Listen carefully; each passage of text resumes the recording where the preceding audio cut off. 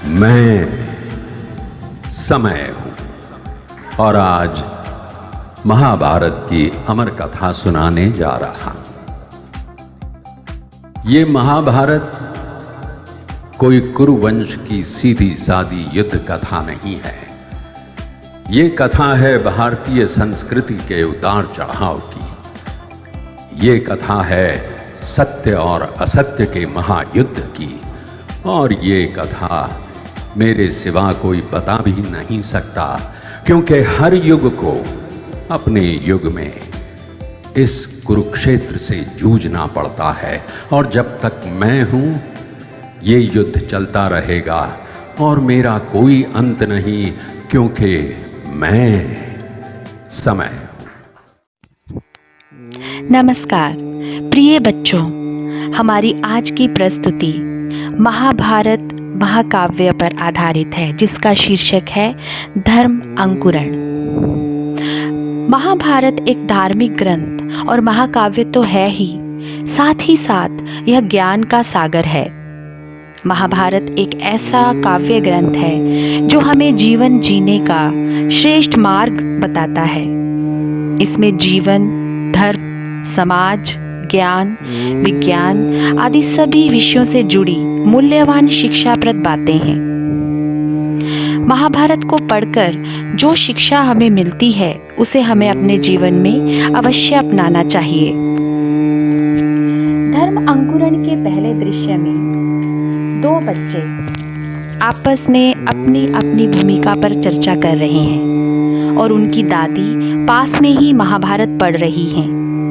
अपनी भूमिका को लेकर उनमें विवाद उत्पन्न हो जाता है और वे उसके समाधान के लिए अपनी दादी के पास जाते हैं। कर्मण्येवाधिकारस्ते मा फलेषु कदाचन मा कर्मफलेषु भूर्मा ते संकोचः कर्मणि। अर्थ: महाभारत में श्री कृष्ण ने अर्जुन को उपदेश देते हुए कहा कि तुम्हें हमेशा अपने जीवन में कार्य करने पर ही विश्वास रखना चाहिए। जीवन में कार्य करते रहो, फल की इच्छा कभी मत करो। मैं अर्जुन की भूमिका निभा रहा हूँ और तुम एकलव्य की। परंतु क्या तुम्हें पता है, अर्जुन एकलव्य से भी श्रेष्ठ धनुर्धारी थे।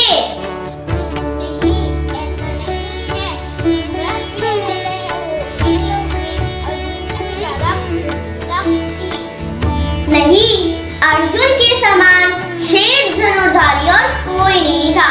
उनके जैसा महान योद्धा और कोई नहीं था।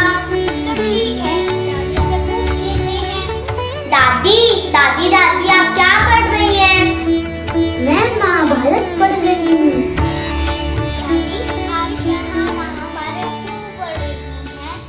बच्चों, महाभारत हमें जीवन जीने का सही ढंग सिखाता है।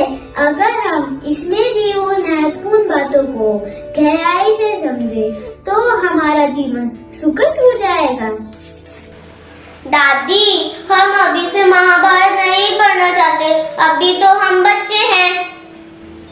बच्चों, महाभारत पढ़ने की कोई उम्र नहीं होती। महाभारत को हम किसी भी उम्र में पढ़ सकते हैं।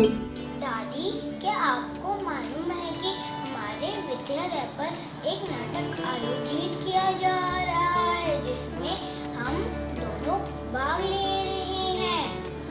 हाँ दादी, हम दोनों अर्जुन और एकलव्य की भूमिका निभा रहे हैं। ये तो बहुत अच्छी बात है।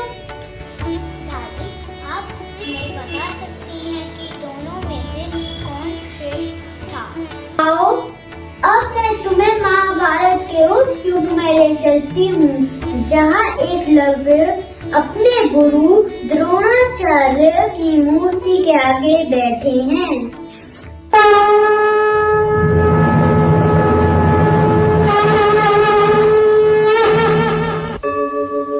यदा यदा हि धर्मस्य ग्लानिर्भवति भारत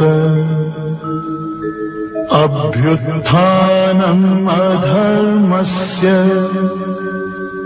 तदात्मानं सृजाम्यहम् परित्राणाय साधूनां विनाशाय च दुष्कृताम् धर्म संस्थापनार्थाय संभवामि युगे युगे।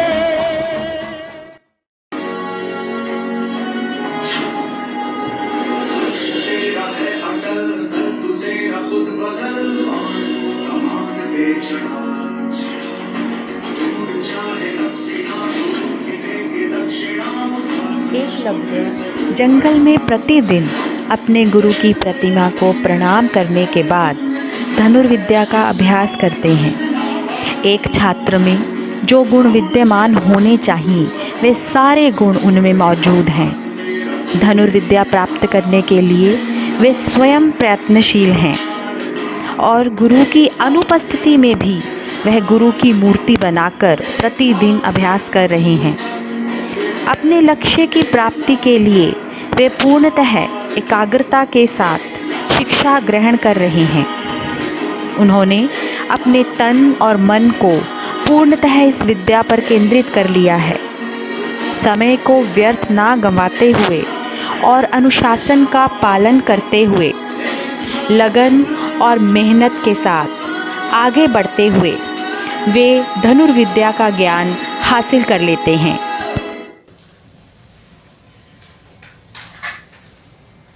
गुरुर्ब्रह्मा गुरुर्विष्णु गुरुर्देवो महेश्वरा गुरुर्साक्षात् परं ब्रह्मा तस्मै श्री गुरुवे नमः। सर्वश्रेष्ठ पुत्र, तुम धनुर्विद्या में कुशल और निपुण हो। इतनी कुशलता तुम्हें कहाँ से प्राप्त हुई? गुरुदेव, अपने गुरु की इस प्रतिमा के आगे नियमित रूप से बार बार अभ्यास के द्वारा। पुत्र, ये तो मेरी प्रतिमा है। हाँ गुरुदेव, आप ही मेरे गुरु हैं। किंतु मैंने तो तुम्हें कोई शिक्षा नहीं दी। किंतु मैंने तो आपको ही गुरु माना है। इतनी योग्यता और कुशलता से तुमने धनुर्विद्या का ज्ञान स्वयं प्राप्त कर लिया। मैं आश्चर्यचकित हूँ पुत्र। उद्यमनि सिद्ध्यन्ति कार्याणि न मनोरथे नाहि सुबुद्धस्यास्ति हस्त्या प्रविशन्ति मुखे मृगा। अर्थात कोई भी काम कड़ी मेहनत से होता है, सिर्फ सोचने भर से नहीं। जैसे कि शेर के मुंह में हिरन अपने आप नहीं आ जाता। गुरुदेव, अपने लिए प्रशंसा पाकर आज मेरी गुरु भक्ति तथा धनुर्विद्या सफल हो गई। पुत्र एकलव्य, तुम अपनी सच्ची लगन और परिश्रम से ही इस धनुर्विद्या के ज्ञान को प्राप्त कर पाए।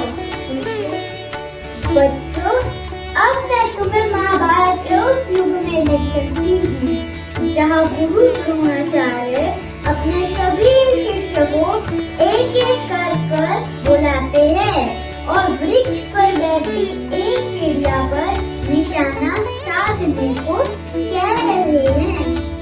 प्रणाम गुरुदेव। आयुष्मान भव। शिष्य में बहुत प्रसन्न हूँ कि तुम आश्रम में रहकर सारे नैतिक मूल्यों को समझ चुके हो। गुरुदेव, क्या मैं नैतिकता पर एक श्लोक सुना सकता हूँ? क्यों नहीं पुत्र, अवश्य सुनाओ। अभिवादनशीलस्य नित्यं वृद्धोपचे विना चत्वारितं वर्धन्ते आयुर्विद्या यशोबलम्। अर्थात जो व्यक्ति बड़े बुजुर्गों के सम्मान में चरण स्पर्श करता है और प्रणाम करता है, उसकी बल, बुद्धि और विद्या बढ़ती जाती है। उत्तम पुत्र, आज मैं देखना चाहता हूँ कि तुम धनुर्विद्या में कितने निपुण हो चुके हो। आज तुम पेड़ पर बैठी चिड़िया पर निशाना साधोगे। पुत्र युधिष्ठिर, सबसे पहले तुम निशाना साधो। जो आज्ञा गुरु द्रोण।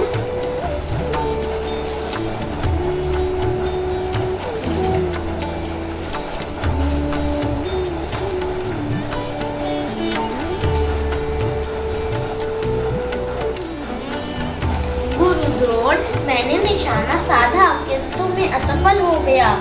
पुत्र तुम्हें क्या दिखाई दे रहा था? मुझे पेड़ के पत्ते दिखाई दे रहे थे गुरुदेव। ठीक है पुत्र भीम, अब तुम धनुष तान कर निशाना साधो। जो आज्ञा गुरुदेव।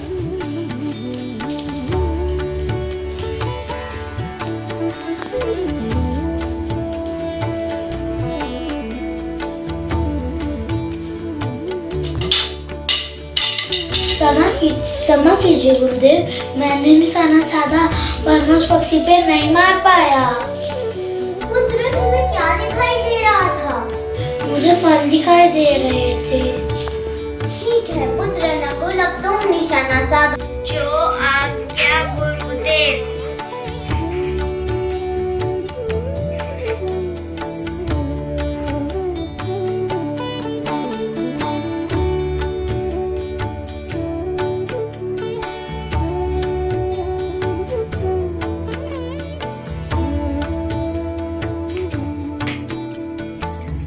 क्षमा कीजिए गुरुदेव, मैं पक्षी पर निशाना नहीं लगा पाया।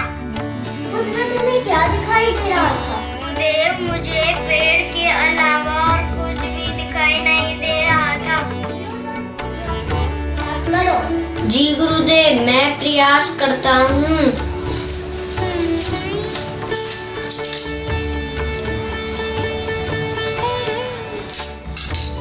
क्षमा करें गुरुदेव, मैं निशाना साधने में असमर्थ रहा। पुत्र तुम्हें क्या दिखाई दे रहा था? मुझे पेड़ पर लगे फूल दिखाई दे रहे थे। तुम निशाना साधो। जो आज्ञा गुरुदेव। गुरुदेव, आपकी कृपा से और आपसे प्राप्त विद्या के माध्यम से मैंने पेड़ पर बैठे पक्षी पर अपना पाठ छोड़ा और सफल रहा। सर्वश्रेष्ठ पुत्र अर्जुन, आज तुम मेरी परीक्षा में सफल हो गए हो। तुमने ये साबित कर दिया कि तुम मेरे श्रेष्ठ शिष्य हो। तो क्या तुम मुझे ये बता सकते हो कि तुम जब धनुष तान कर निशाना साध रहे थे तो तुम्हें क्या दिखाई दे रहा था? गुरुदेव, निशाना साधते समय मेरा पूरा ध्यान पेड़ पर बैठे पक्षी की आंख पर केंद्रित था। पुत्र अर्जुन ने इस विषय को सच्ची लगन और मेहनत से पूरा किया है। इसलिए कहा गया है बहु ध्यान स्वान निद्रा तथे या अल्पाहारी गृह त्यागी विद्यार्थी पंच लक्षणम। अर्थात एक विद्यार्थी के अंदर कौवे जैसी चतुराई होनी चाहिए, बगुले जैसा ध्यान, स्वान जैसे चौकन्ना रहना चाहिए, उतना ही भोजन करना चाहिए जितनी जरूरत हो, और विद्या के प्रति मोह रखने वाला होना चाहिए। विद्या के प्रति 5 लक्षण होने चाहिए। तो बच्चों, आपने महाभारत के इन दोनों वृत्तांतों को देखकर क्या सीखा? दादी, हमने सीखा अर्जुन और एकलव्य दोनों ही शेष धनुर्धारी तथा महान योद्धा थे। दोनों ने ही अपने गुरु के वचनों की रक्षा करी। दोनों में ही गुरु भक्ति कूट कूट कर भरी हुई थी। बिल्कुल सही, दोनों ही अपने अपने श्रेष्ठ निर्दोष एवं योग्य हैं। दोनों में ही लगन, मेहनत, धैर्य और समय का सदुपयोग जैसे गुण विद्यमान हैं। एक बात और बच्चों, हमें किसी की भी तुलना किसी दूसरे से नहीं करनी चाहिए। सबके अपने अपने जीवन में महत्व तथा महानता होती है। सभी में कोई न कोई गुण अवश्य होता है। हाँ, अच्छा दादी, जैसे मुझे क्रिकेट खेलना अच्छा लगता है। और मुझे संगीत। हाँ बच्चों, बिल्कुल सही। दादी, इसका अर्थ यह हुआ कि हर कोई एक बच्चे में कोई न कोई गुण अवश्य होता है। वे अपने आप में विशेष होते हैं। धन्यवाद दादी, हमें इस मूल्यवान जानकारी देने के लिए आपका धन्यवाद। बच्चों, आज की इस प्रस्तुति को देखने के बाद हमें बहुत मूल्यवान बातें सीखने को मिली। हमने जाना घर के बड़े बुजुर्गों अर्थात नाना नानी दादा दादी के पास ज्ञान का खजाना है, जिनसे हम ज्ञानवर्धक बातें सीख सकते हैं। वे हमारे मार्गदर्शक हैं।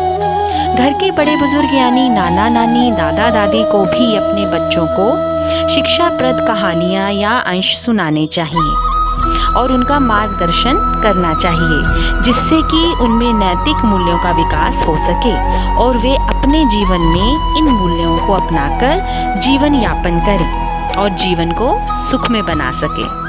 धन्यवाद।